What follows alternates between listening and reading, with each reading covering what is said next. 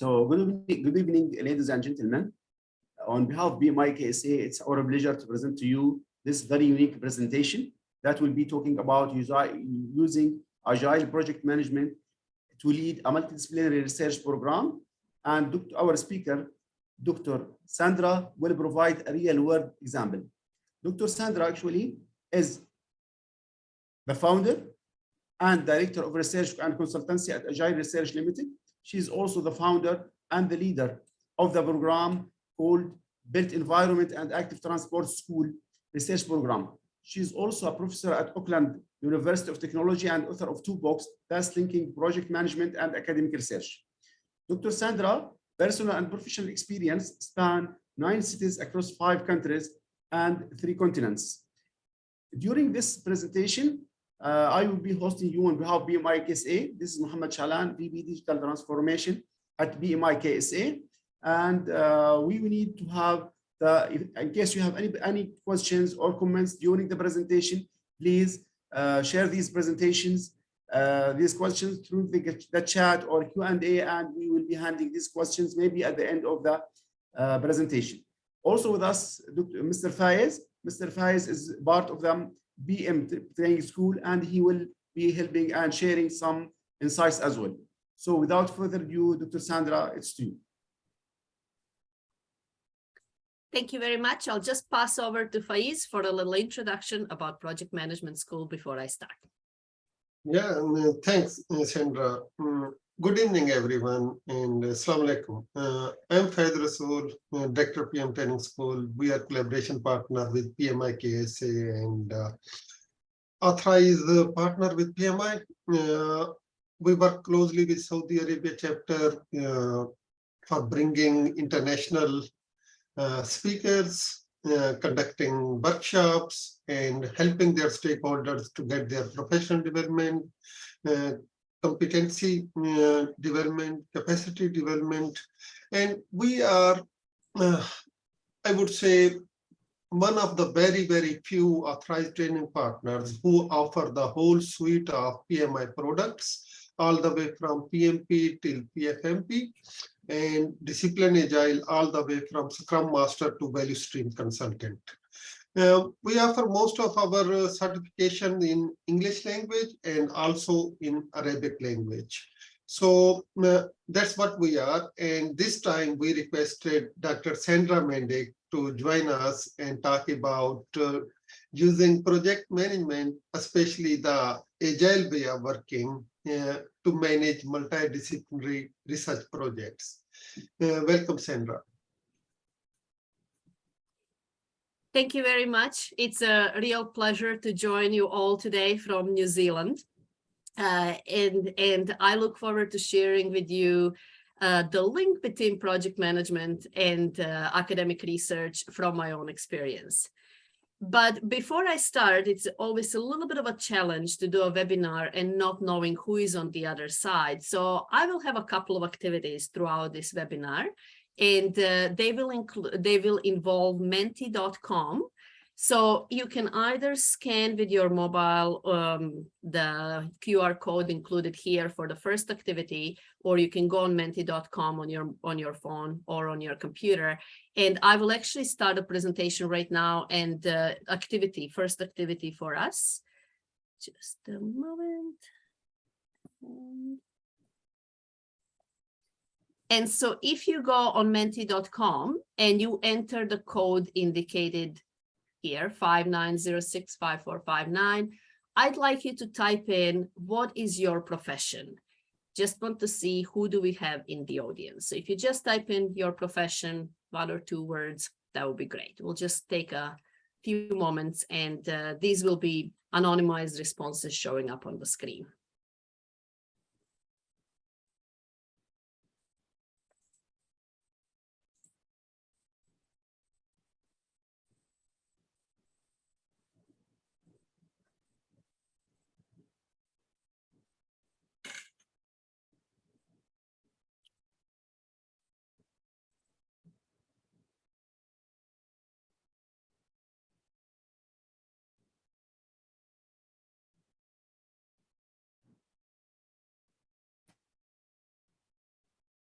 Excellent.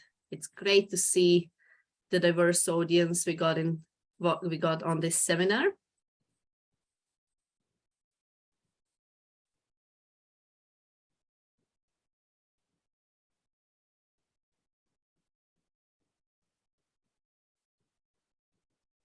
Awesome. So a lot of managers, project managers, PM leads, project engineers, consultants. Excellent. We'll just give another 10, 15 seconds for everyone who would like to enter the response. Awesome. So that gives me an idea, who do we have listening? And now I will ask you to go to the next question. Which sector or industry do you work in? If you work in education or academic sector, please put education or academia. The reason I'm asking that, there is a particular part of a presentation I want to see how many people are in that sector, and I may speak a little bit more or a little bit less about that. So government, mining, construction, defense, healthcare. Excellent.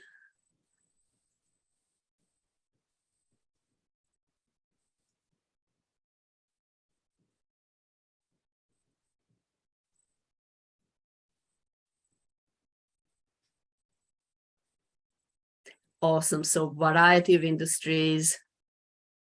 Great. Super. Okay, still responses coming in.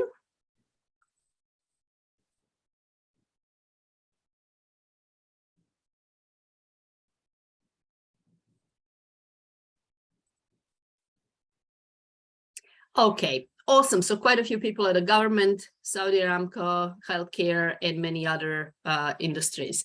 Great. So I hope that's a little bit of a virtual introduction to each other. So I'm going to now get onto my presentation and actually introduce myself and my background.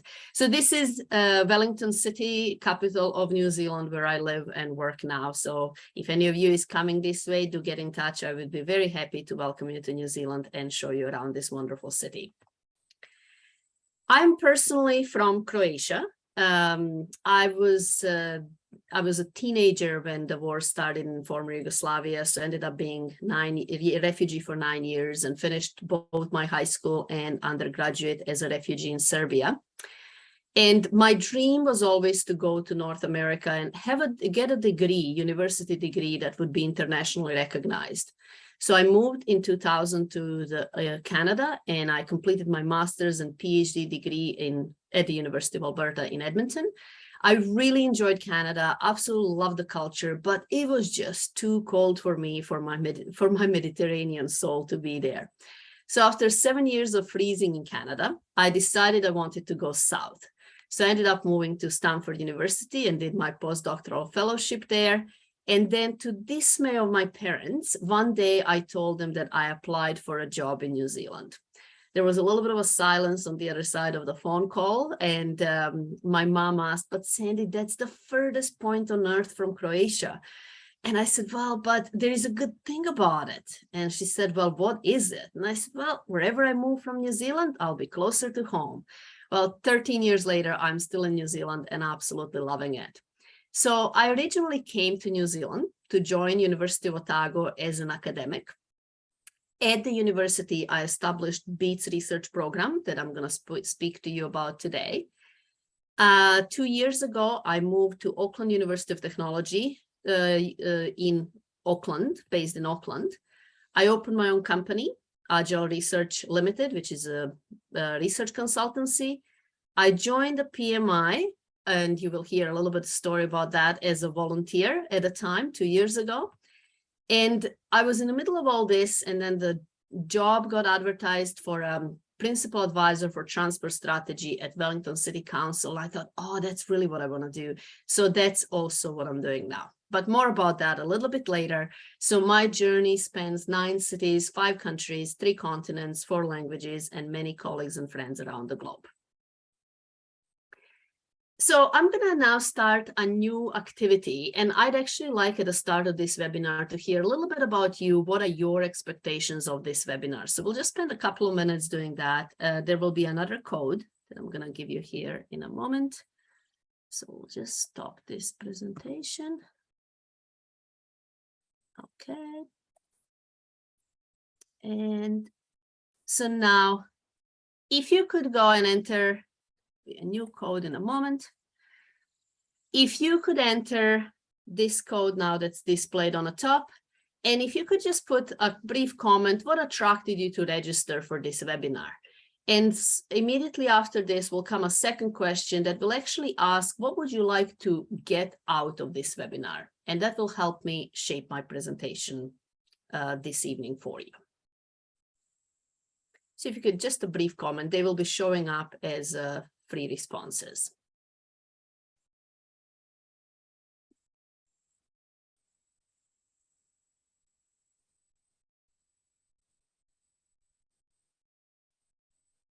Again, it's a bit easier doing this in person, but we got a different way of sharing knowledge and information nowadays. Okay, so project management and research, learn how to apply in attaining your PMP certification, learning, building further project management skill, using Agile project management, excellent, collecting professional development units, excellent, real time to apply the PMP studies, excellent. So this should go down, yeah.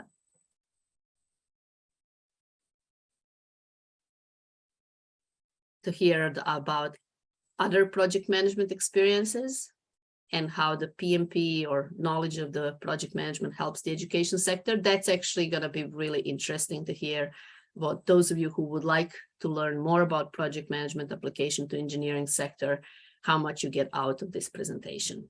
Excellent. Agile. Those of you who have experience of Agile project management more in IT sector, etc., it will be interesting to see what you think about this different way of applying Agile in a little bit, I would say, a creative way. Excellent, that's awesome. So I'm just going to go to the next question, and just basically, this may be similar, but if it is any different from what you've just responded on a previous question, please share it. So I'd like to see, some of you said you want to learn more about Agile, you want to have a learning, but is there anything specific you would like to get out of this webinar? Okay, so learn about the topic.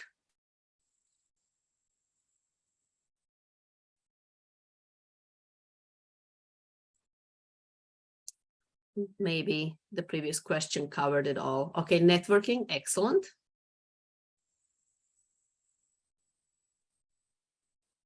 Yep, great.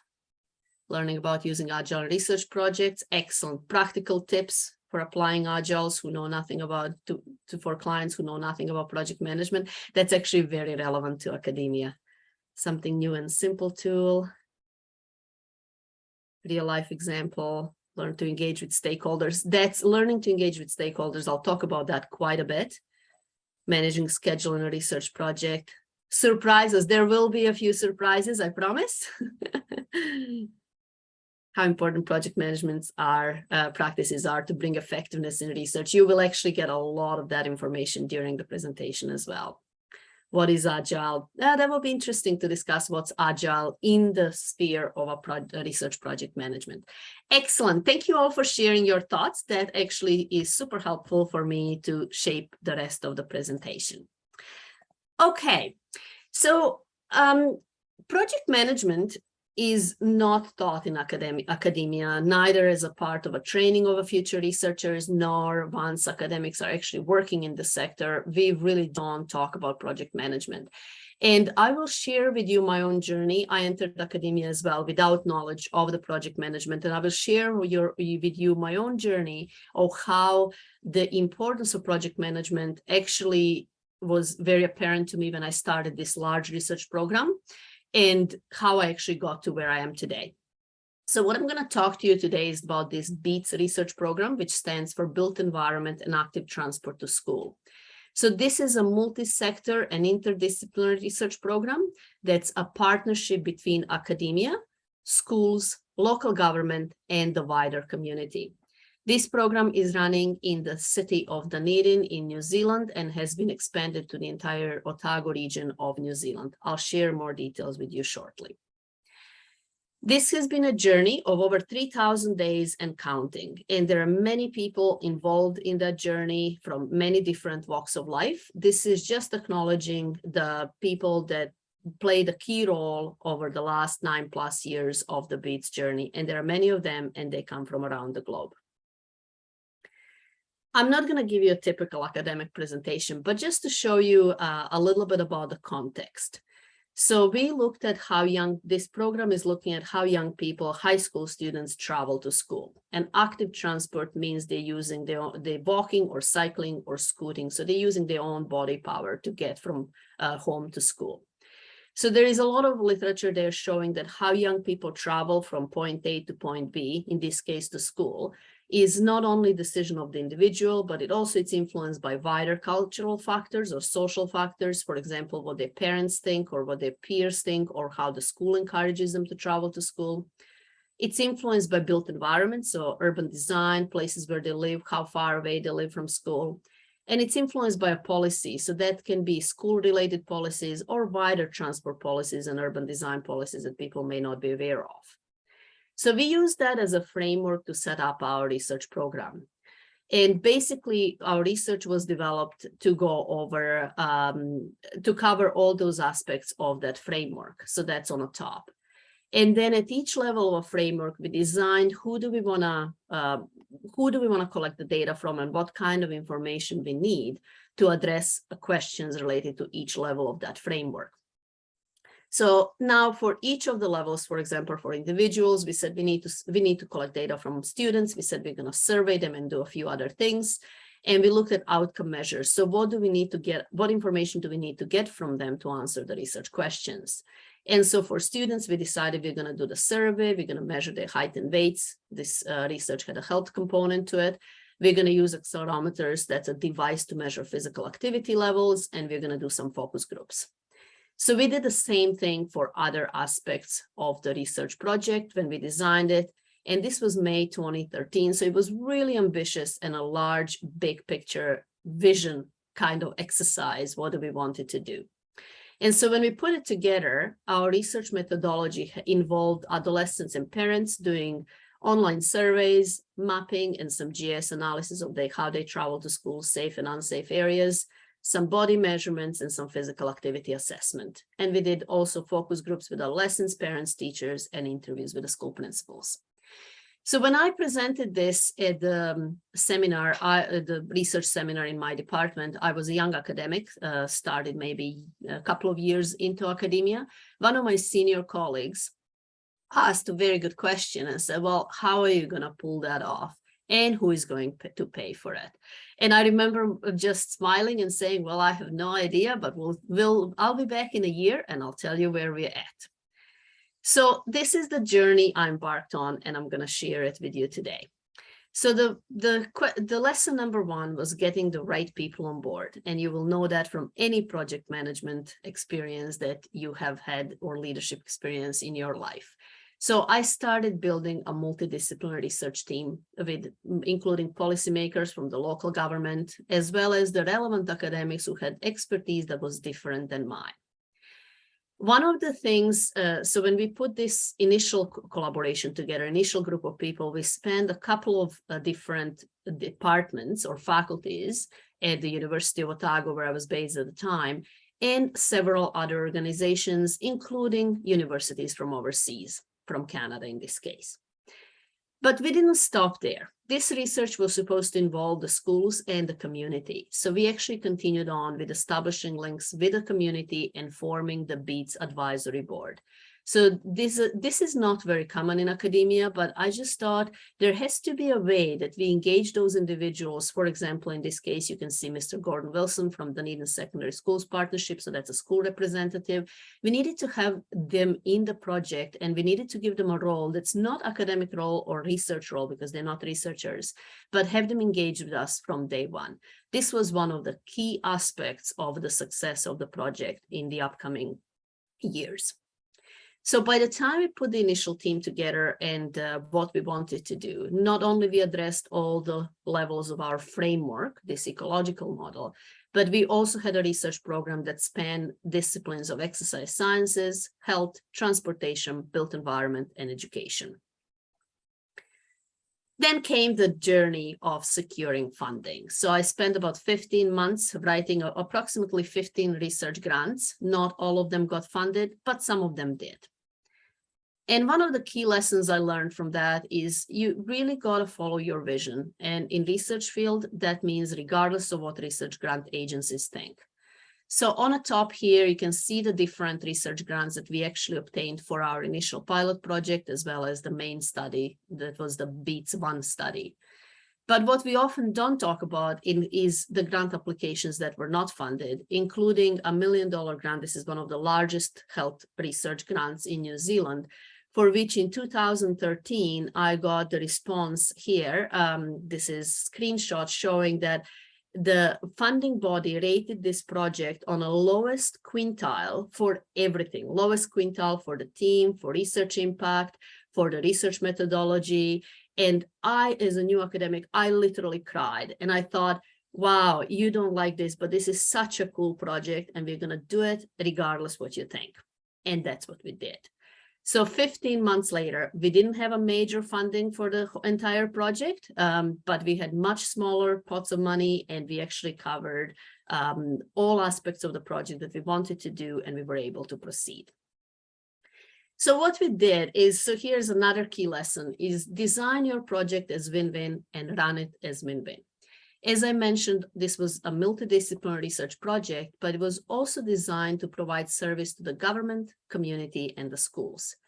There was a number of organizations that were involved in a team, but we involved the wider community. So we worked with the local city council, who provided us some initial funding, facilities, and feedback on our grant and on our research plan. We engaged with the schools, and the partnership of the schools provided the consultation, gave us access to the schools, and supported this research. And I will show you in a moment what that resulted in. And we engaged with schools that gave us the access to the students, parents, teachers, computer laboratory space so we can do an online survey and assisted with a project. Well, that would have never happened if it wasn't a two-way street. So the city council was getting response to particular topics that they were interested in, but unable to, and didn't have a capacity to obtain those data themselves. Schools were interested in a particular thing, and that is how adolescents choose their school and their parents, and why they choose a particular school. So we integrated that into our research project. So they were getting something that was of value and meaningful to them. And the schools, we included rewards and gave them individual school reports with their results. So for this work, we were funded by all major health research funding bodies in New Zealand, but again, it was a very limited amount of funding. But we didn't stop there. So now when we put all this thing together, I led much smaller project as an academic before, and I looked at what was in front of me and I thought, oh my, I better learn a little bit about project management here. So I went online, and there was a PMBOK course based on PMBOK, based on PMI program, offered through Open to Study, online free courses, a very brief course on project management. And I started that course, and at the same time, I bought the PMBOK. I think it was edition 4 at the time. And I read through it, and I was just amazed how much useful information was there, knowledge, tools, and processes that I've never heard about, yet I was running projects, obviously on a much smaller scale. So I used that knowledge to actually drive the BEATS research program. So we developed the study materials. This is the poster, one-page poster, A3 size, that we took to the school principals when we talked to them about the study. We didn't have graphic designers or anything on board, so most of it was basically me and the research team, which most of them were 20 years old, that were helping out with the study and coming up what we think should be done. We developed a website, which ended up being the major tool and used to this day for running our research study and disseminating our findings. And you can still see it if anybody's interested. You can still go and check it out. So we provided information for study participants there, so for schools, teachers, students, and parents, and that allowed us to update the information as necessary and not necessarily waste too much paper and printing. We developed information sheet for students. If any of you is in academia, this is a typical ethics requirement for an information sheet, and we did that. Our university requires it. We brought it to the first school, to the principal, to talk about the study. She threw this piece of paper over her shoulder and said, nobody's going to take part. I said, what do you mean? And they said, well, the kids are not going to read this. This is so boring. So we went back and revised the sheet. We spent quite a bit of time trying to make it a little bit more appealing. We've gone since much further, but this was where we were at the time for the start of a main study. So just adding some color and trying to basically provide the same information in a more appealing way. Then there is research part where we designed a student survey. There was almost 10 academics involved, and we spent almost a year looking at the evidence and revising it and consulting with the teachers, with the schools to create the survey for students. And then after that, we spent another 9 months working through designing the parental survey. And then that survey was too long, so we had to shorten it to 15, 20 minutes. In all that, we ran the pilot project in 2013. This is the team that ran the first session of a pilot project. We surveyed about 80 students in one session, 1 hour, and we were absolutely exhausted. And after trying our procedures, we basically revised everything.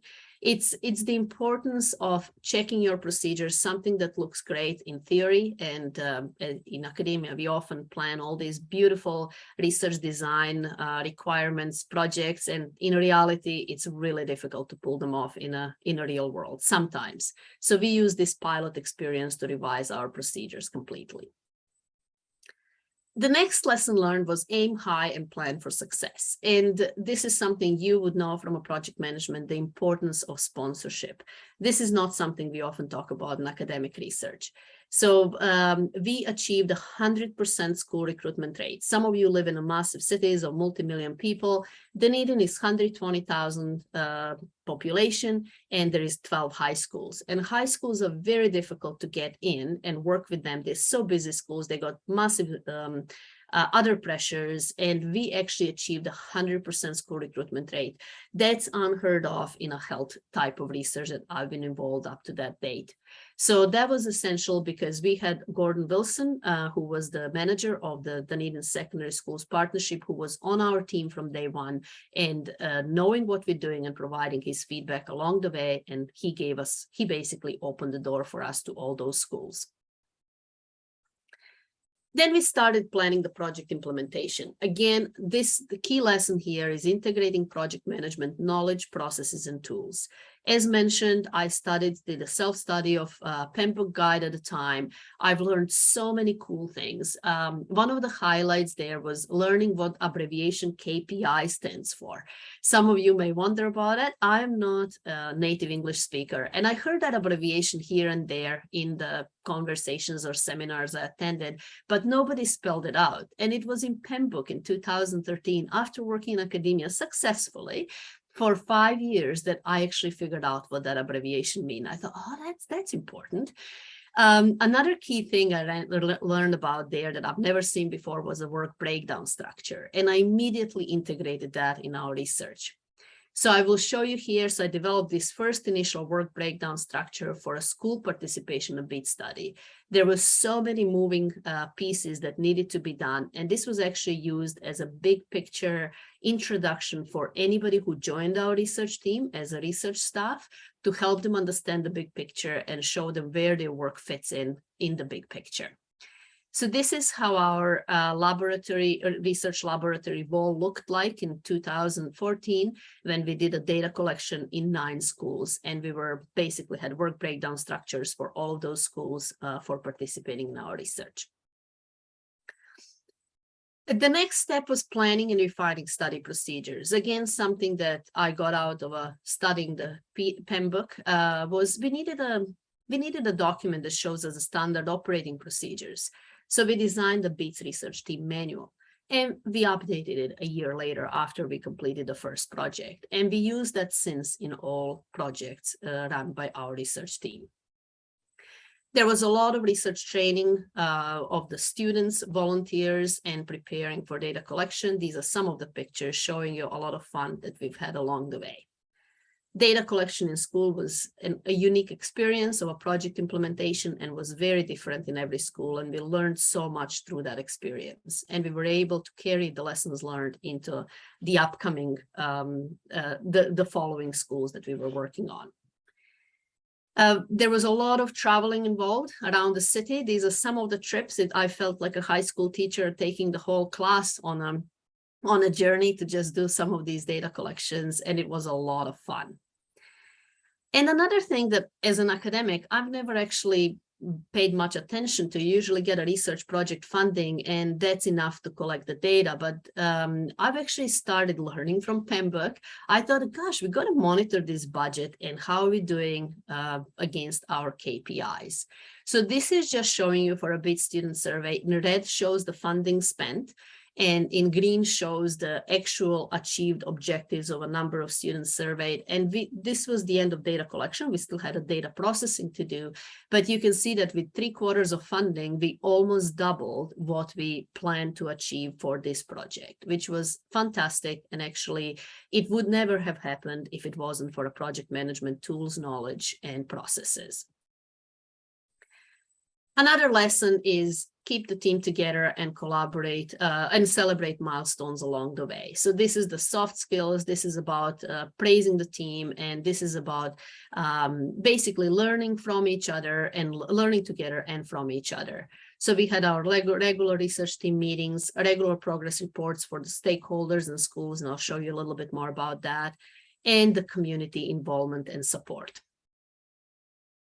So what I've shared with you, so another lesson is basically deliver on your promises. And what I've shared with you over the last 15 minutes was actually a journey of 5 years, from a vision and design of a research project to establishing collaboration, securing funding, developing the research materials and planning the project, refining it, doing the pilot work, and doing the actual data collection.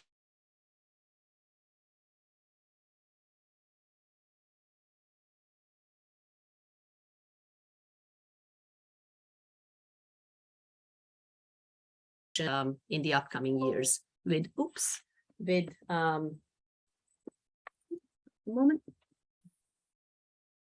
just a moment, it should be what? Okay, let me just check. All good. Okay, so another key lesson learned was keeping stakeholders informed about the progress. In research, we usually just need to deliver the final reports at the end of the research project, but I thought that's not going to be really good, and it's not enough for our stakeholders in the government and schools. They cannot wait for 2-3 years until we publish academic research findings. So I started writing these regular progress reports and sending them as a researcher directly to the funding bodies, even though they weren't required, as well as our stakeholders. And they're all available on our study website. There is more of them that came up since.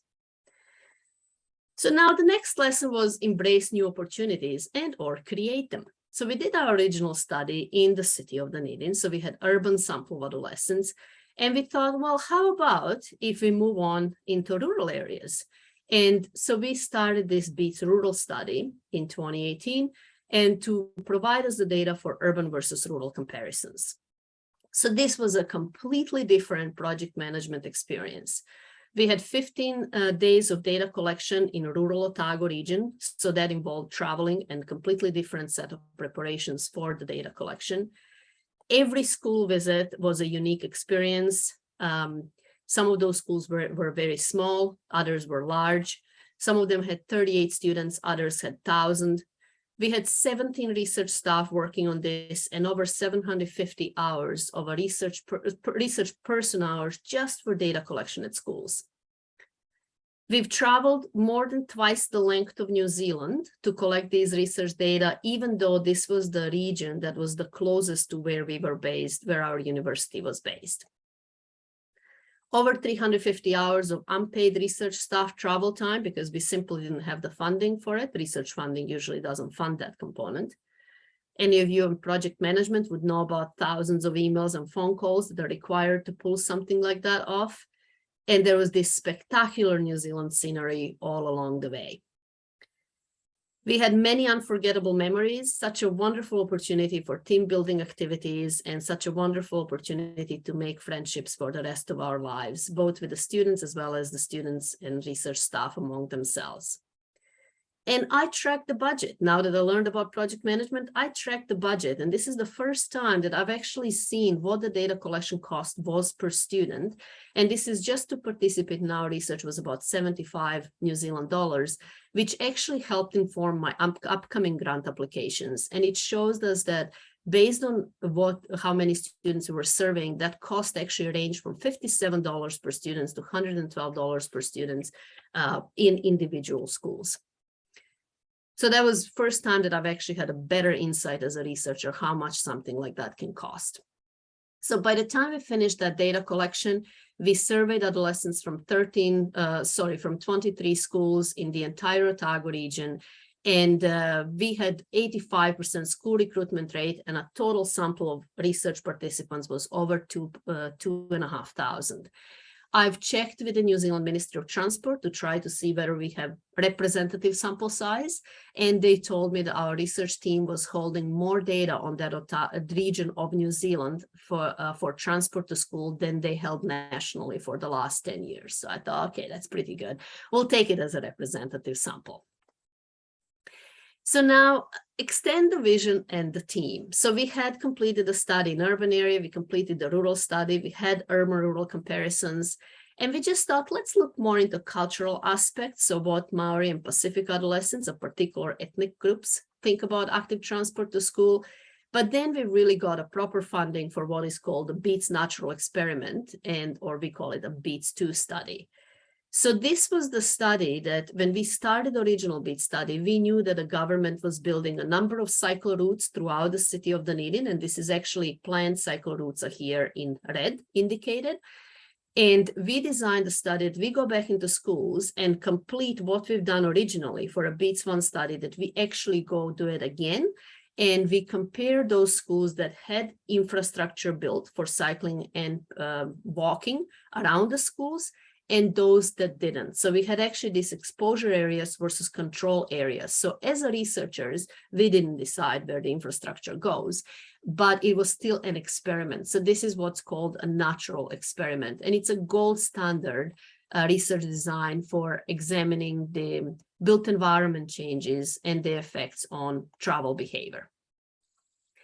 So the lessons from this is now continuing our work. This is where that agile aspect comes in, iterative and incremental repetition of what we're doing, and basically expanding our reach and expanding our impact with research. So always welcoming and finding ways to keep the great people on the team. This just gives you a little bit of an idea of the multidisciplinary expertise that we had on the team. And then on the side were our advisory boards from the schools, local council, as well as other academics and other community representatives that were relevant to our work.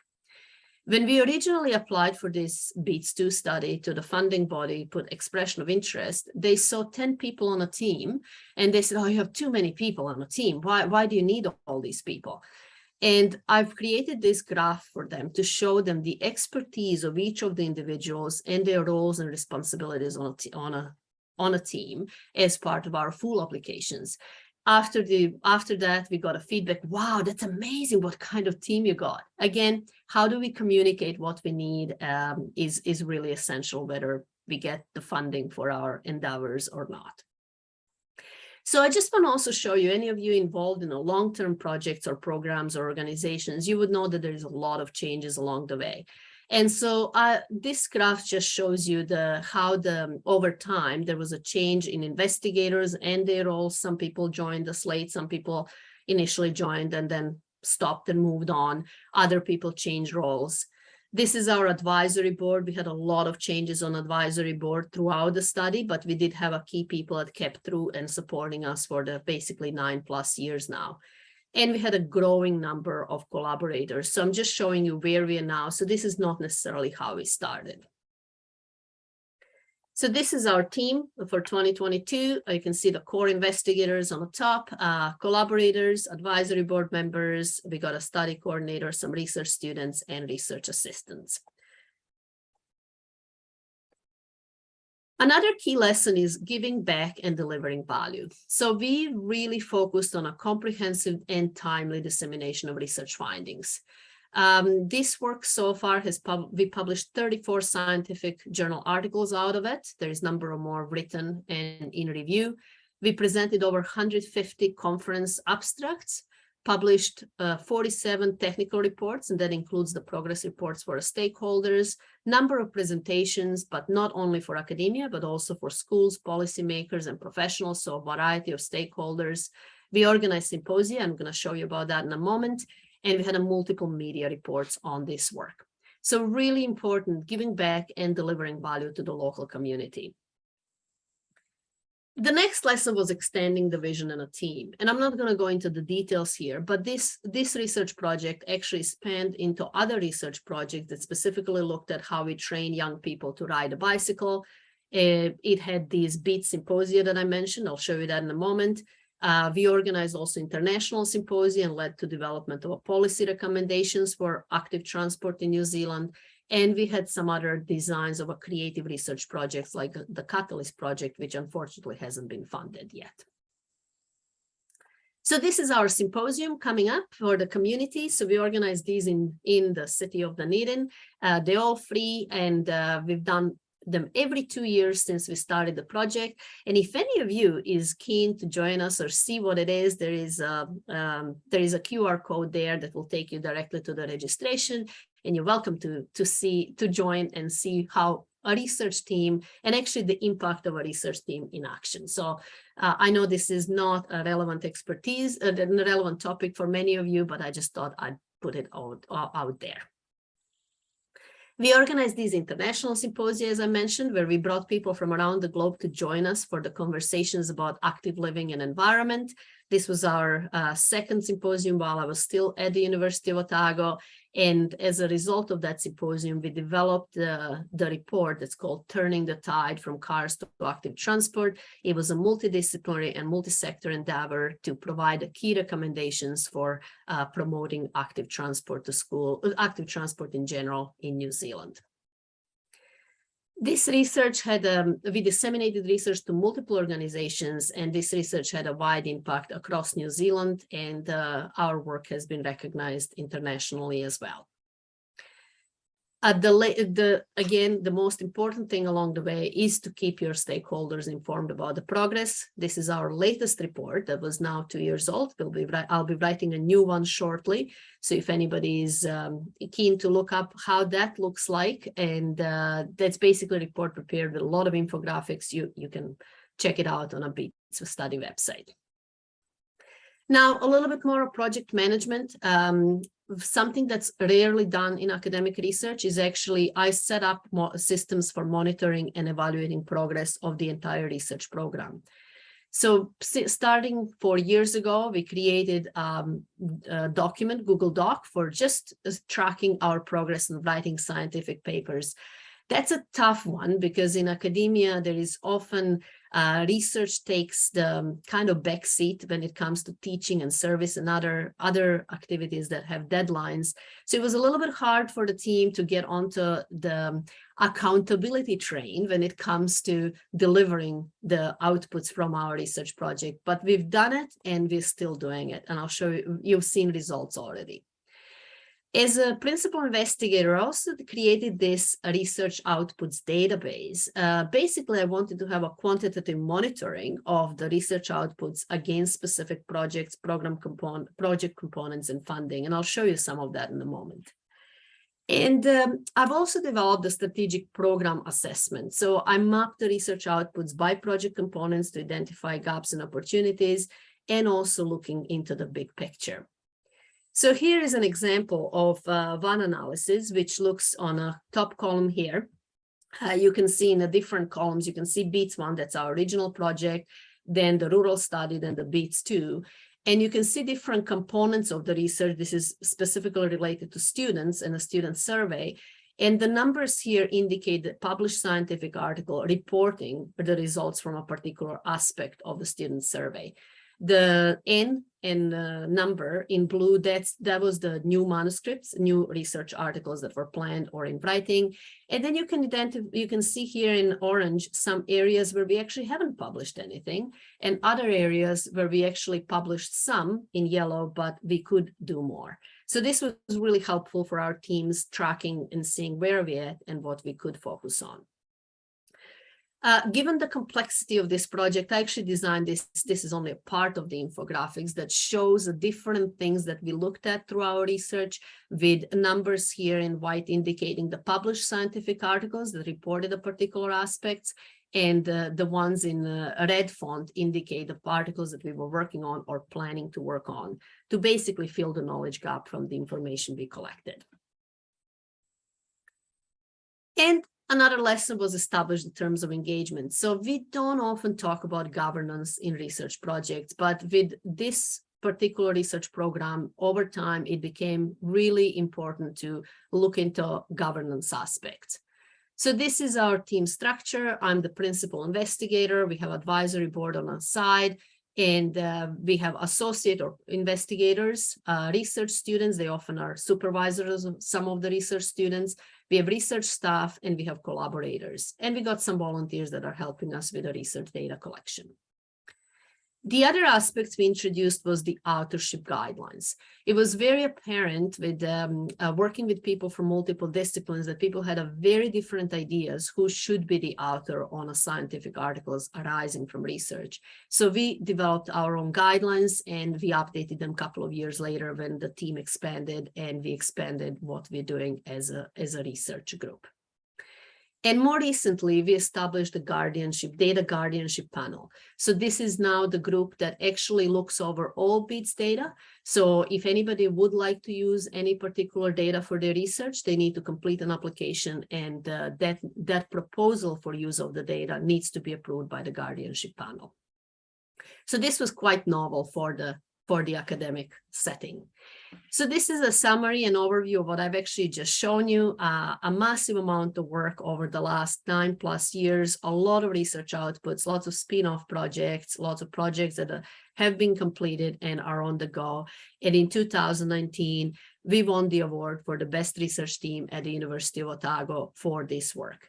So the lesson is you got to keep up the great work and celebrate the achievements along the way. We planned for the future. We had, because the team is located internationally and we don't have a funding to put everybody together or travel them, have them travel to New Zealand. Our international collaborators were on multiple occasions paying or finding their own funding to come and join us in New Zealand. And we had this the BEADS first team strategic planning day in February 2020. Some of you would recognize that was basically about a month before the outbreak of COVID pandemic, and we weren't aware of that. So we looked at the strengths, weaknesses, opportunities, and threats, and we basically wanted to learn from the past, cherish the present, and embrace the future.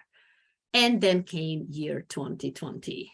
So I'm looking here at the time. I have a little activity for you, but I think we're going to skip that. I actually wanted to ask you to reflect on your own experience, on the lessons you learned about project management through COVID-19 pandemic. But I will actually skip that to make sure we have a little bit more time at the end of the session for questions. But I will show you how COVID impacted our work and my own work professionally. So one of the key lessons that I've learned through that was to remain adaptable.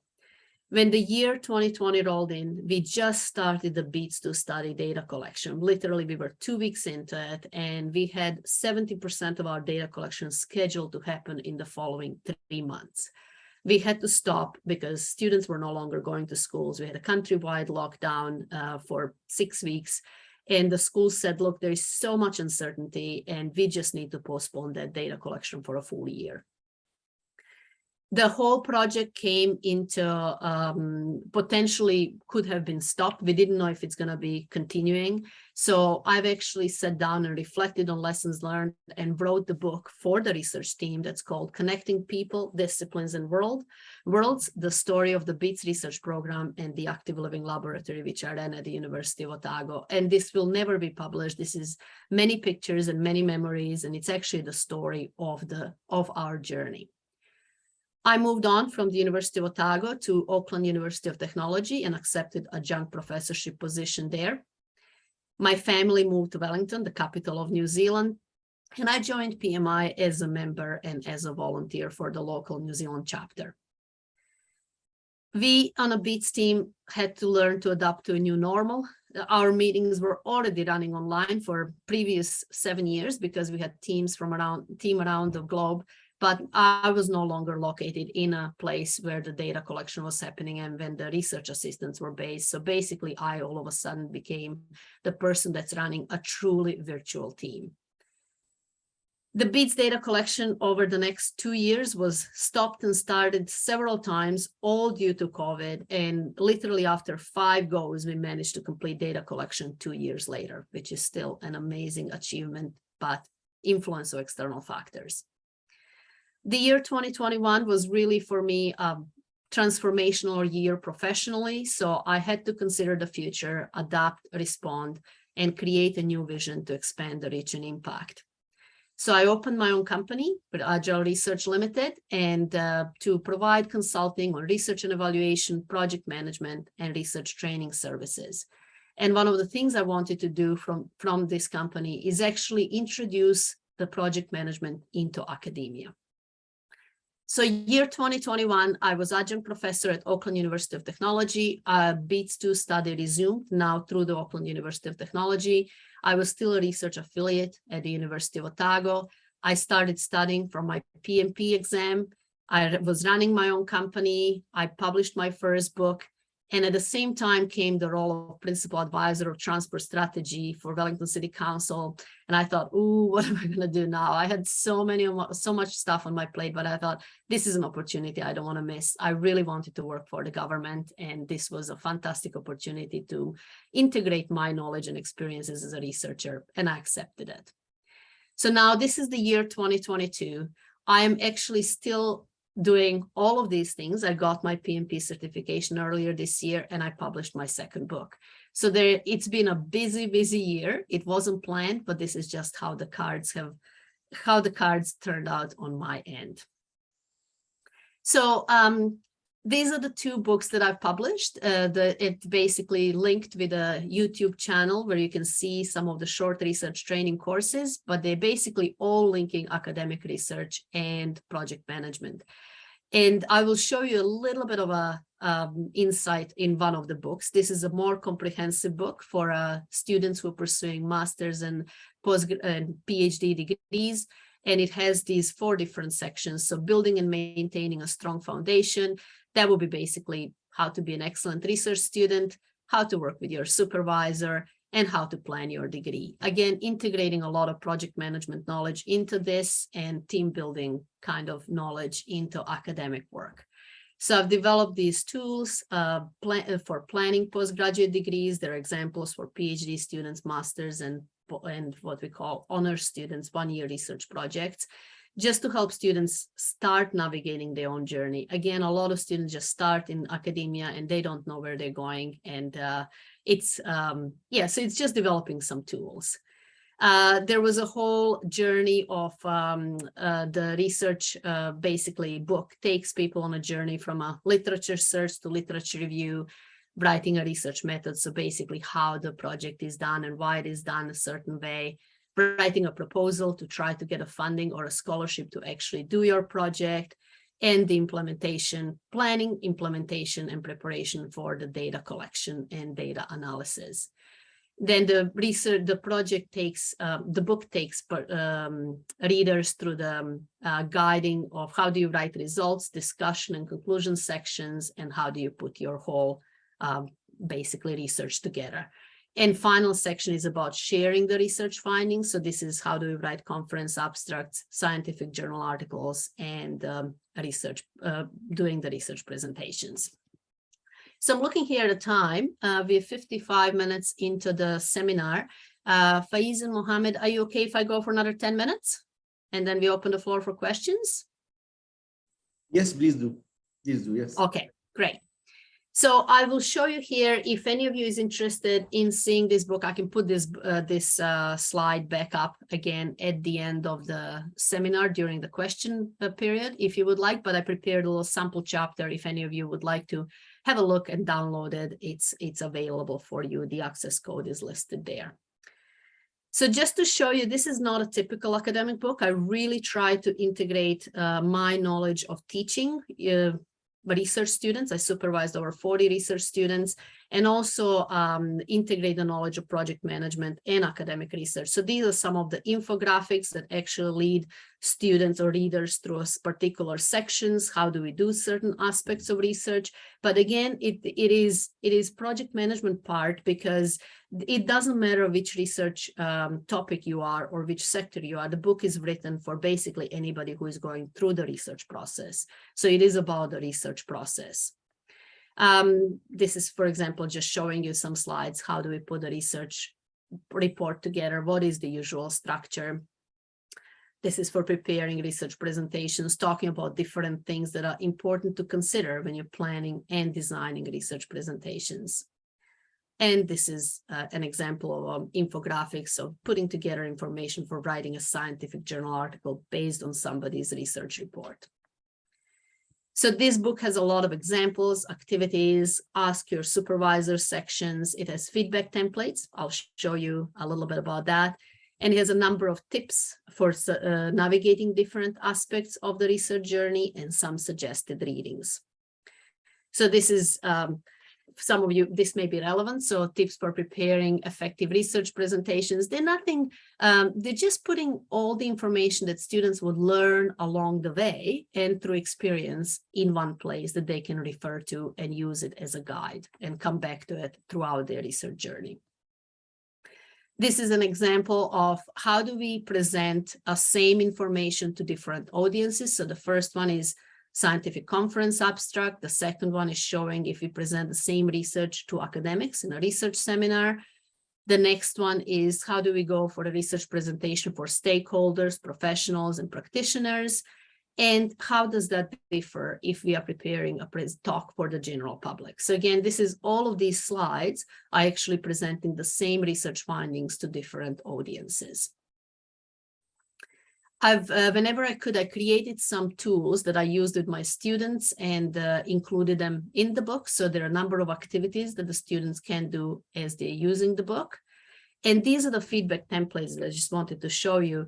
So these are, again, the tools for evaluating somebody's work and basically for different aspects of a research and looking at that students can use that for a self-assessment.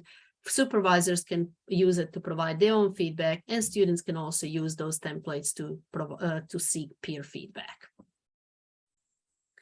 So I put with my second book, so the first book was published and one of my professors from Stanford University said, that's great, but that's 153 pages. That's a lot to read.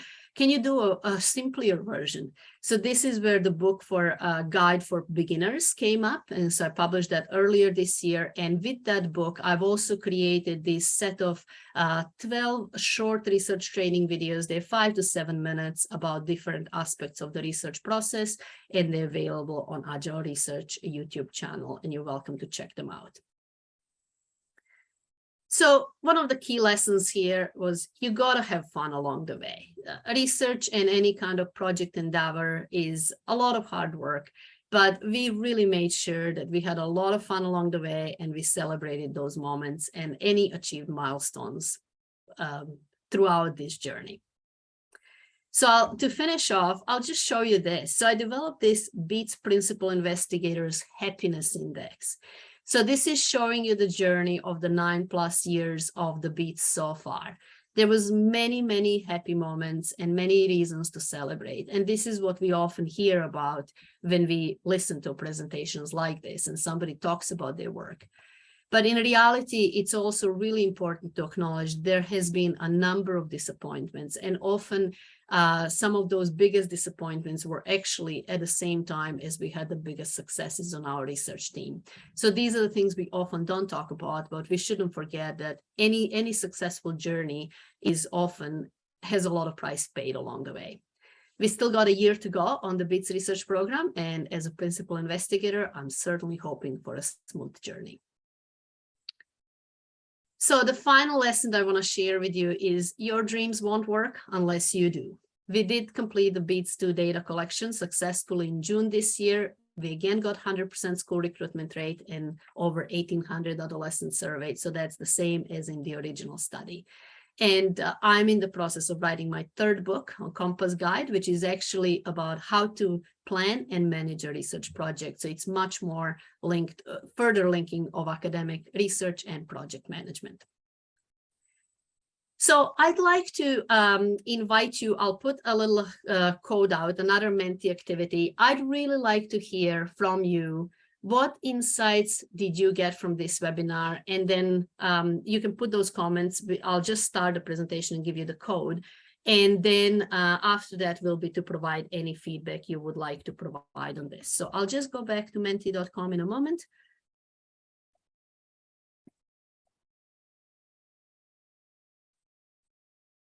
Okay.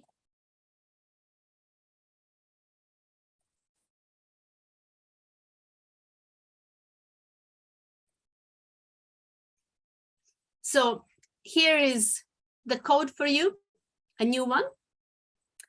And if you could share here with the rest of the group, what is one insight that you will take away from this webinar, that would be super helpful.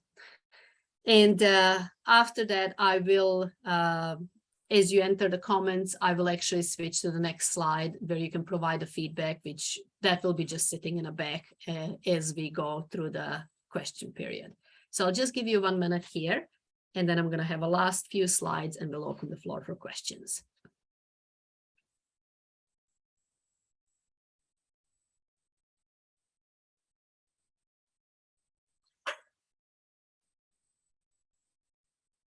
Just want to make sure everybody got a code before we move on.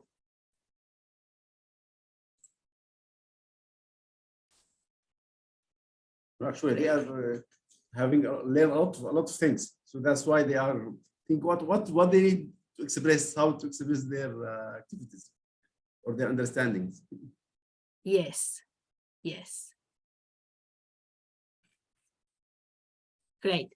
So I'll leave that. So gain commitment from team members, that was essential. And one thing that's really different in research, that many of these people were volunteers or students. They weren't full-time employed people paid for doing this. So it was a whole other level of a leadership that's required for running a project like that.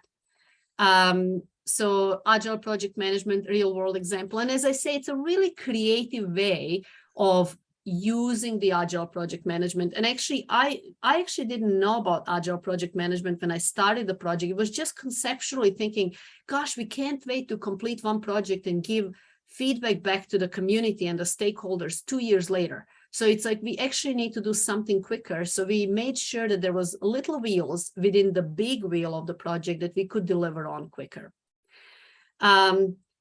Don't give up on your passion and do whatever it takes to move forward. There is no better thing than doing that. And it's like lots of people ask me, what has driven you through all this hardship that we've gone through as a team? It's actually that passion and having a higher purpose kind of goal towards you're working on and having the vision for the team. Team building, excellent. Combination of research and project management. I really like sharing this story because it's the kind of a little bit of a hard part is that unfortunately in academia, there is no understanding for the need for project management. So it's difficult to actually train academics or introduce project management in academia if there is no awareness of that need. So it's actually through this sharing of this research and is actually showing what can be accomplished if you do integrate research into, if you integrate project management into research. I'll just turn over now for the feedback. I'm going to close this particular slide, but you can enter your feedback. I'm not going to display this. This is just for me. I'd really appreciate hearing what you thought. And if there is anything, if there is one suggestion you could make how to make this webinar better in future, please do so. And I'll finish off with just showing 2 more slides, and then we're going to open the floor for questions. So again, I was the one presenting this and talking to you, but this is the journey of many people and the contribution of many people along the way, and journey of over 3,000 days to date. So I really want to acknowledge all the collaborators, students, volunteers, schools, and everybody who took part in this research journey. So instead of a summary, I thought I would finish up with this. So how do you set up, grow, and lead and manage a research program? You do need a research-specific knowledge and passion to start with a vision. And then it's key, building a strong foundation, so getting the right people on board and getting the right people in the right seats. Developing the team, projects, and processes, and then over time, growing, leading, and managing the whole program. And that also works further back loop to developing the team, projects, and processes. Then you need to monitor and evaluate the program, and reflect on the lessons learned and integrate them into your work. And that feeds back into the earlier phases as well.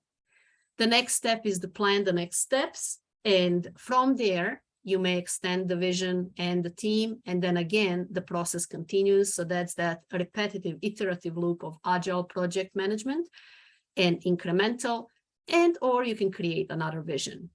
So for all this, it's essential to be aware of a project and program management knowledge, processes, and tools, and that needs to be combined with transformational leadership and strategic planning. So this will be the title page or the summary of my book number 4. It's going to take about 2 years to get there, but I do plan to write this up one day. So hopefully you can read about it in future as well. So thank you all very much. Forget that insight and feedback. I've already given you the code for that. And these are my contact details. And if you want to hear more about Agile research work, you can sign up for our newsletter. So thank you all for the opportunity, and I'll be happy to take any questions. Thank you, Dr. Sandra, for very interesting presentation, and a lot of knowledge have been shared actually. So I think you will share the presentation with us so that we can share it also with the audiences, so that they can review it and go through it. You'll be able to share it. Okay, good. So I will start with questions. I have plenty of questions actually coming over the chat. One of them is, in this project, you have learned to secure the fund, because starting there was lack in the fund for this project. So how the project management tools give you some help and insights how to secure this fund? Yeah, so that's probably the only aspect of project management that's actually taught in academia, and that's how to write the research grants. And, you know, there is certain aspects of it. How do you put it together? But it's very rudimentary. So it's so focused on the technical aspects of it. This is, you need to provide a rationale and you need to write methods, etc. Where project management was really helpful for me, maybe not initial stages until I learned about it, was really putting those other aspects like the planning for the budget, planning for the timeline, and actually tracking our progress over time and being able to feed that into our upcoming grant applications. So it's really that whole idea of it's not sufficient to have a rationale for the research that we often focus on so heavily on in academia. We're all about looking at the evidence, what others have done and what we should do. But it's also planning what realistically can you pull off. Part of the project management that I think was really helpful, running that pilot project and actually testing out your procedures and then seeing, oh, time-wise, this doesn't work, or this costs too much money, or we don't have a staff for this.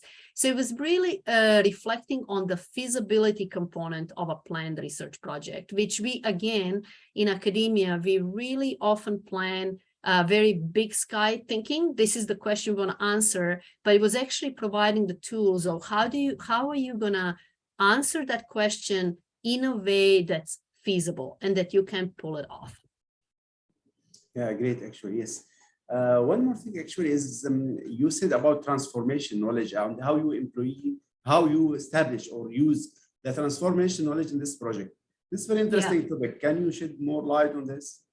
Yes, absolutely. So I think one of the key things was that co-design. So we call it a participatory research. So it's a co-design. The fact that we involve the local government and the schools from day one into the project. Some of the, I didn't share the exact any of the specific findings, but for example, when we started, it was driven, some of the questions or some of the aspects of the projects were driven by the questions from the community. For example, schools were very interested in a school choice, who chooses the school and why.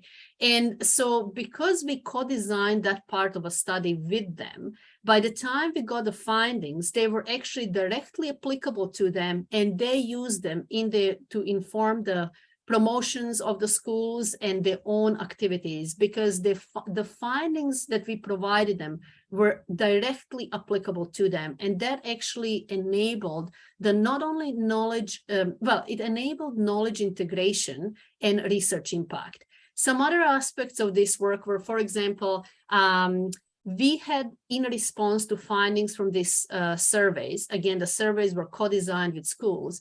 We had some schools, for example, introducing pens as part of a school uniform for girls, so they could actually walk and cycle to school, and because that was a major barrier for them.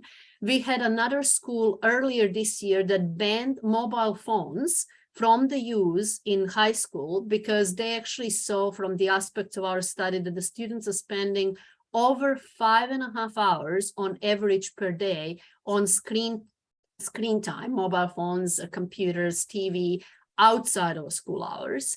And they use those findings to inform some of their policies. So there are actually a couple of other examples, but it's actually the point is, if you co-design research with your end users, the findings are going to be applicable to them. They're going to be supporting the work. Findings are going to be applicable, and they can actually use those findings and run with them in their own work. So that's actually the biggest potential for a transformation. And it's not a top-down approach, because it was co-designed. It was actually designed in a way that's informative and useful for them. So I think this transformation get a lot of stakeholders engaged, a lot of people engaged during the journey of the project.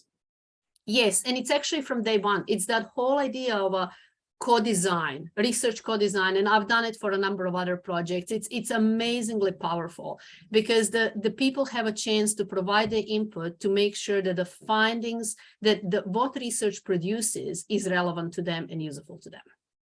Yeah, great. One more thing, maybe it's a strange question, but because most of the people are actually thinking research will start and knowledge start at academia.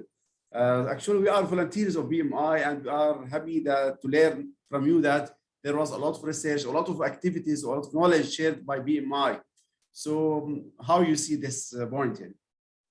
Yeah. Who is starting the knowledge? Is it academia or other institutes? Yeah, I think it should be a partnership. Ideally, so I work now for the local government in the transport sector, and I'm designing now the research assessment for the transport for Wellington City. It's super exciting, but it's actually, that's a part of, to do research, you do need to know how to do the research, but academic research is not the only type of research. And there is a lot of research that what we call in academia, we call it the gray literature. Government departments do a lot of research. Companies need to do research to understand their markets, to understand where their products are going. And so it's actually knowledge of the research process is more important than necessarily academia. And there is a lot of research that's shared and not in published academic articles. And so what I found now, for example, working for the local government, I found that a lot of even my publications are not available to the local government and any of these organizations. They need to pay for every single article that I published. They can't just access it. So there is a big, almost like Berlin Wall built between the academic knowledge and the end users. So I think to bridge that, and this is what I'm doing through all my multiple activities, is actually trying to, if you have people like me who sit on both ends, on both sides, I can actually access academic literature through being professor at one of the universities, and I can listen and build the research kind of capacity and projects by sitting with a local government and knowing what they need. So it's actually, I think the future is about partnerships. Academics are always looking for research projects. They have a hard time getting funding. And it's actually, how about we work together? How about academics actually reach out, get out of, I like to call it ivory tower, and get out of your ivory tower, go out with the community, go out work with the local government, work with the industry. And how about if we bring together the knowledge, research knowledge, and how to do the research and how to interpret findings and methodologies together with people for whom that will be useful. So I really think the way forward to get a real value is that cross-sectoral collaboration and partnerships. Yes, great. And one of our audiences was trying to find what risks you find in your journey and how you mitigate one of these risks. If you give us one example.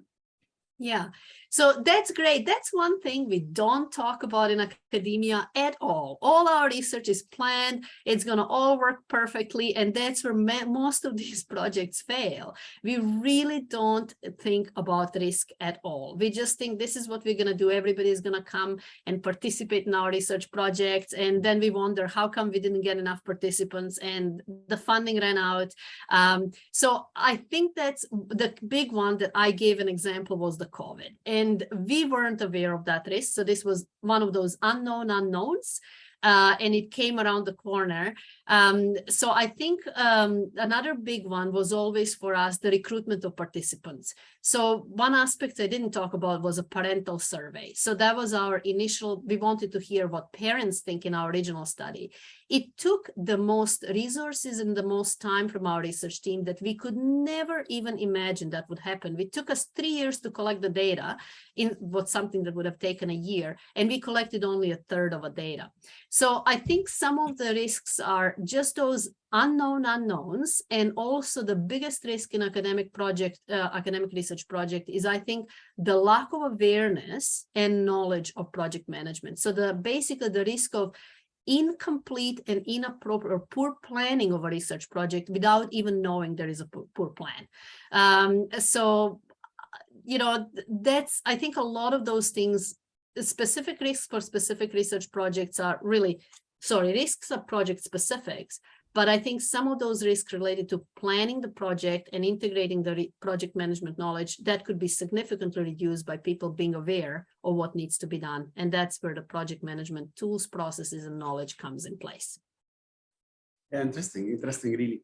One question is, what kind of project management information software have been used in this project?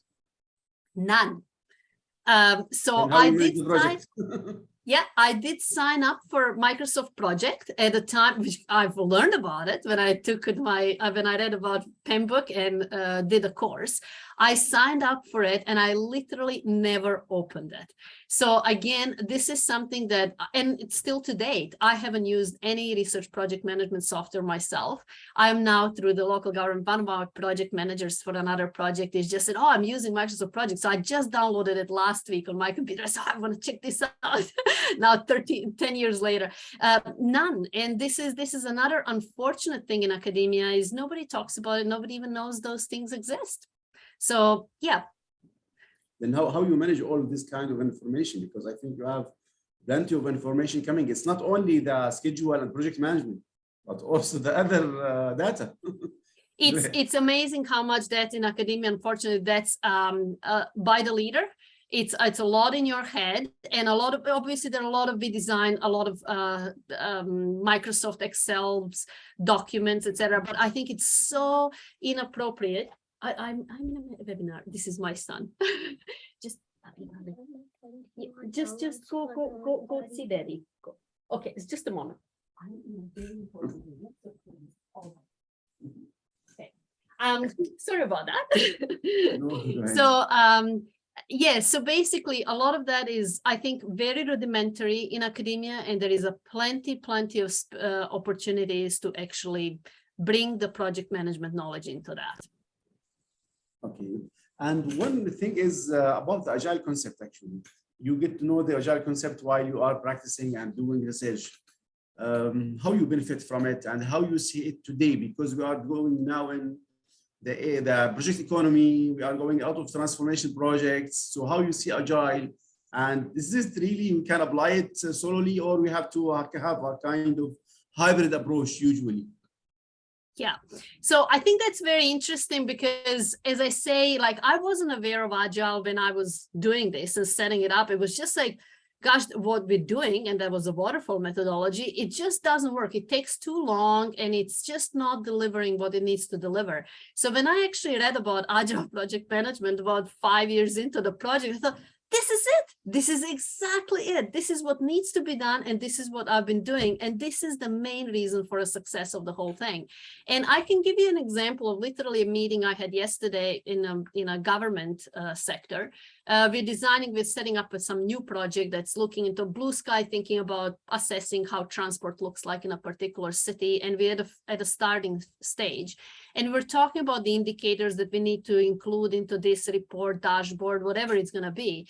And I just said, well, there may be 10 or 15 indicators. How about we start with one? How about we take one through the whole process and then ask others for a feedback? This is totally typical Agile approach, right? And it was so novel to them. And everybody said, wow, what a great idea. So I think there is absolutely massive opportunity to just introducing Agile on a very basic level in the using the terminology that people would understand for their project without even mentioning it's an Agile type of an approach, but it's just teaching people, like, can we pick one thing, develop a minimum viable product, get a feedback on it, get it in, not only get it beyond the minimum viable product, get into something that's really good and working, and then get onto another project, another aspect of it. So product, or however you want to call it, component of research, component of a particular project. So I really think the Agile is our reality. The world is moving so fast that if we're using the waterfall methodology and we're waiting to complete one project and then go on to another one, we're going to be left far behind. So we just need to take the smaller pieces, have multiple teams running things in parallel, learning from each other, and just going through that iterative and incremental cycle. And yeah, I mean, that's the future. That's the reality already now, but that's certainly the way forward. Yeah, exactly, especially with the innovations, with technology that's coming, that's really important. But actually, when we are talking about Agile, we are talking about another side, which is governance, because Agile might get things flowing nowhere. So how governance affect your project and how you control these kinds of elements when you are managing a project would have a lot of stakeholders, other things. Yeah, so that's a very good one. In our example, that's another thing, again, that's very uncommon in academia. And it was actually through our work that the governance was established basically about 7-8 years into the program. And it was from my collaborators as well as from our people from a community. We're talking primarily the schools representative who were saying, like, look, we got to establish some governance here. And again, that's a type of a or that's the component of project management that's literally unspoken in academic research. So I showed you some little things that we've done with the governance and just establishing, for example, now we've been 10 years into the project almost, who has access to the data and how can people get access to the data, because we really want to increase the value of the work that we've done. That's some things that I don't know. I can just share from that one experience. I've been an academic for over 12 years now, 13. I've literally never seen any governance in any other research projects or programs that I've been involved in. So it's kind of, again, one of those things that's so rudimentary in academia and pretty much often doesn't exist. Maybe in some other sectors, but certainly not in a health and transport sector that I've been involved in. Actually, really, we are grateful for this, a lot of insights in this presentation, because it's a kind of journey, big journey for a long time. And I think still you have 1 year to complete the journey. So I see that maybe you are asking for some volunteers. If someone need to volunteer or something like this, just to share through the code and see how do you think. And Yeah. what will benefits, what will be coming out of this volunteering with this project? Yes, so when we ask for people, for volunteers, they actually usually are the students who help out with different aspects of the project and different, just for their own learning journeys. What I'm hoping to get out of this, if I can just take it on a full next, and that's part of the symposium coming up, what's next? We've actually been asked, this research program has been recommended to even the local government and the particular transport initiative here in the Wellington city, that for their own massive transformation project that they're doing, or initiative on transport sector, that they need to establish the academic partnership, multi-sector partnership based on BEATS. And actually, I'm hoping what can get out of this is, I'm really hoping to be able to share further the power of actually integrating project and program management knowledge, processes, and principles into academic research, and the power how that can improve effectiveness of what people are doing, but also a power of that multi-sector collaboration, and as I said, the partnerships. So I'm not sure if I'm exactly answering your question, but I think going forward is really the Agile project management type of methodologies for approach to research, the multi-sector partnerships and collaboration, and that co-design that we talked about, co-design. I think that will be something I'd like to take out of this project.